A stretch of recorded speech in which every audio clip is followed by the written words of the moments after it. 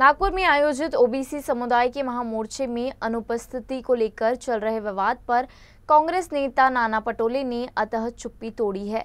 नाना ने अपनी गैर मौजूदगी का कारण बेहद करीबी कार्यकर्ता के निधन को बताया। वहीं उन दावों पर भी उन्होंने स्पष्ट जवाब दिया जिनमें कहा गया था कि राहुल गांधी ने उनके शामिल न होने पर नाराजगी व्यक्त की है। पटोले ने ऐसे दावों को खारिज करते हुए सवाल किया कि यह बयान देने वाले लक्ष्मण हाके का कांग्रेस से क्या संबंध है।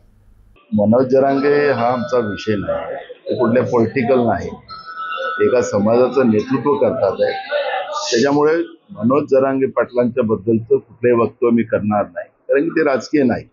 त्याच्यामुळे